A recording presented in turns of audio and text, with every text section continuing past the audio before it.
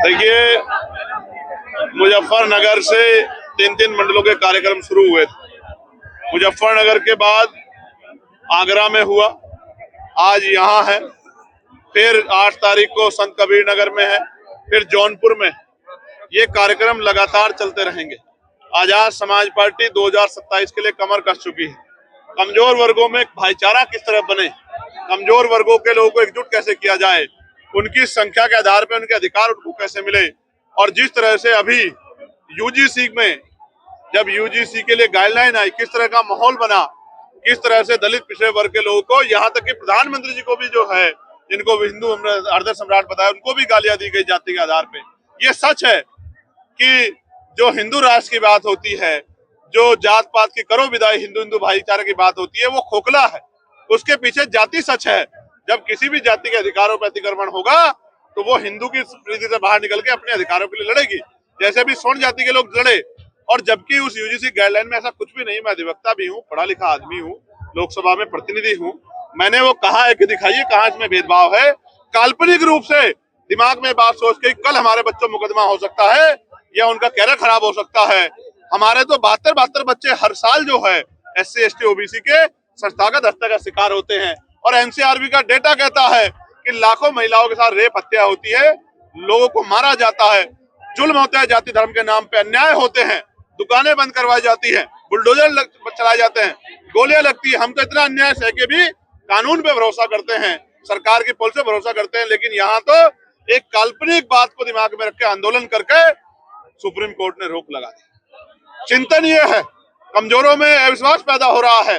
सरकार ने लगता है खेल किया है, इसलिए सरकार की परीक्षा है। और हम लोग 11 तारीख को आंदोलन कर रहे हैं जंतर मंतर पे, इसी बात के साथ कि हम यूजीसी को वापस जो है लागू करा के रहेंगे। SC ST OBC के बच्चों को मरने नहीं देंगे, संस्थागत हत्या नहीं होने देंगे, अपने अधिकारी कर्मचारी के साथ भेदभाव नहीं होने देंगे। और जो बाकी जो है सेक्टर, उन सब में भी यूजीसी की गाइडलाइन लागू हो, वो भी इसकी परिधि में आए, चाहे वो IIT हो, IIM हो, चाहे वो एम्स हो, चाहे मेडिकल सेक्टर हो, चाहे कृषि के जो विश्वविद्यालय, उन सब जगह भी ये गाइडलाइन ला रही हो, क्योंकि इस देश में जाति सच है और जाति के आधार पर भेदभाव हो रहा है। खत्म हो गया, उनका काम खत्म हो गया। नहीं, आजाद समाज पार्टी जन सैलाब को आप देख रहे हो, ये जन सैलाब इस बात की गवाही दे रहा है कि आजाद समाज पार्टी के लोगों ने कमर कसी हुई है। हमने 2024 में 2 ही सीटों पे चुनाव लड़ा था बंधु। एक हम लोग लड़े ननकीना, जो हम जो जीत गए 1,51,000 से। दूसरे लड़े थे हम लोग डुमरियागंज, जहां हम लोग तीसरे नंबर पर रहे। अभी तो आप 2027 में और तीसरे पंचायत चुनाव में आजाद समाज पार्टी का प्रयास तो देखो, आपको एहसास होगा, क्योंकि मीडिया के लोग बड़ी बड़ी पार्टियों को संख्या के आधार पर काउंट करते हैं। आजाद समाज पार्टी को पहले भी आप काउंट नहीं करते थे, आज भी आप काउंट ना करो, लेकिन जनता बोल रही है कि आजाद समाज पार्टी बड़ी ताकत उत्तर प्रदेश में बनने जा रही है। इसी के डर से पंचायत चुनाव पीछे हटे लग रहे हैं। अखिलेश यादव पे आपकी कभी-कभी बात चलती थी कि गठबंधन होगा, लेकिन आज उनके ओए हमारे कार्यक्रम पे बात करो ना, कहाँ को आप जरूरी बात। SIR में आज के लिए मैं आपको बहुत इंपॉर्टेंट खबर बताता हूँ। मेरी लोकसभा क्षेत्र नगीना के हमारे कार्यकर्ता बड़े सतर्क हैं। वहाँ एक सुरक्षित विधानसभा पड़ती है नेटोर से लगभग 30,000 आपत्तियों के फार्म चुपचाप रात को तहसीलदार के दफ्तर में आए। जब तहसीलदार साहब से पूछा गया तो उन्होंने कहा कि कल रात तक जब मैं ऑफिस बंद कर गया तब तक तो नहीं थे, तो फिर कहां से आ गए। सारे नाम, एक एक व्यक्ति के नाम से 100 फार्म एक एक बूथ पे आपत्ति के भरे गए। अभी तक उनमें नाम भी नहीं कि आपत्ति किसके खिलाफ है। ऐसा लगता है कि आपत्तियां बाद में जाति धर्म को देखकर भरी जाएंगी। और एक एक आदमी 100 फार्म, जिसको बुलाया गया, जिसका नंबर लिखा हुआ था, उसने कहा कि मैंने तो कोई फार्म ही नहीं भरा, ये तो मेरे सिग्नेचर नकली है। मैंने DM से बात की, मैंने SDM से बात की कि भाई ये अन्याय हम लोग नहीं सहेंगे। ये वोट का अधिकार बाबा साहब अम्बेडकर ने अपने 4 बच्चों को कुर्बानी दिलाया है। अगर ये SIR है, SIR के नाम पे आप 30,000 वोट काटना चाहते हो कि 5 विधानसभा में लगभग 1.5 लाख जितने से हम जीते हैं, तो इस अन्याय को हम लोग अस्वीकार करते हैं। मैं अभी लेटर लिखूंगा, मैं सुबह उसको लिख के आया था, अब मैं उसको मेल करूंगा इलेक्शन कमिश्नर को और उनसे मांग करूंगा जो आपत्ति आ रही है उनको सार्वजनिक किया जाए। और जब तक आपत्ति पे जो है उसकी पुष्टि ना हो जाए, किसी भी एक भी वोट को काटा ना जाए। ये वोट बाबा साहब के 4 बच्चे कुर्बानी मिले, हम इसको जाने नहीं देंगे। मैं आपके बात यूजीसी के समर्थन में आंदोलन।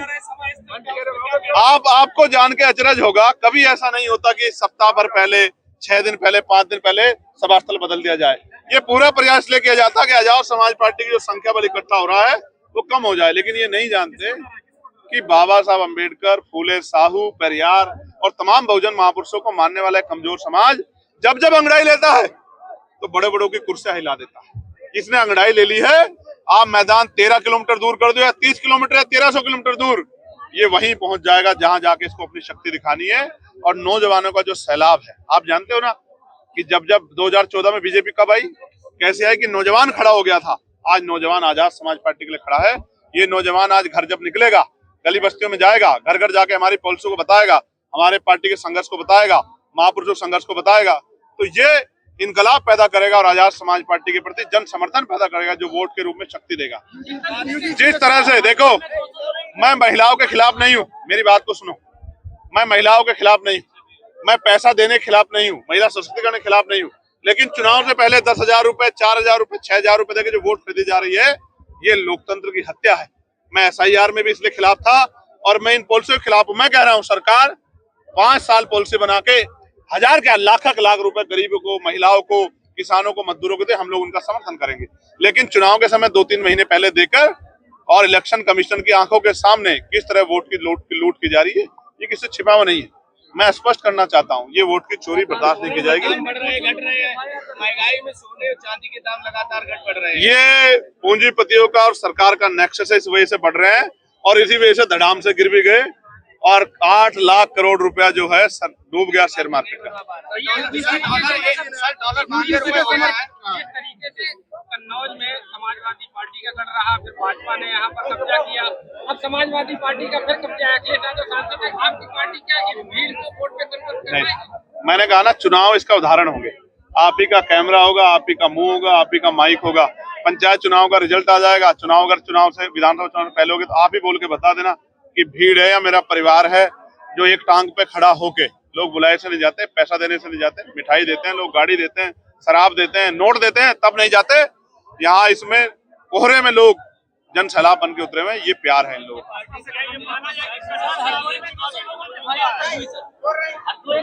हरदोई के योद्धा डरने वाले नहीं है, झूठी एफआईआर से हम लोग नहीं डरते। मैंने अधिकारियों से बात की है, इस अन्याय को हम लोग नहीं सहेंगे। अधिकारियों ने विश्वास दिलाया कि ये दबाव में जो कार्रवाई होगी तो हम लोग उसको वापस देंगे। यूजीसी के समर्थन वालों जो कर रहे हैं आंदोलन, उन पे डंडे लाठी बरसाए जा रहे हैं। देखो, सरकार उनकी है जो यूजीसी को रोकने के लिए आंदोलन कर रहे हैं, गाइडलाइन को, और जो यूजीसी के समर्थन में कर रहे हैं उन पर डंडे बज रहे हैं। उनकी दुकानें बंद करवाई जाए, जैसे शिवपुरी में, मध्य प्रदेश शिवपुरी में कुशवाहा समाज के लोग किया, ये गलत है, ये लोकतंत्र की हत्या, ऐसा नहीं होना चाहिए। सरकार जानबूझ के कर रही है।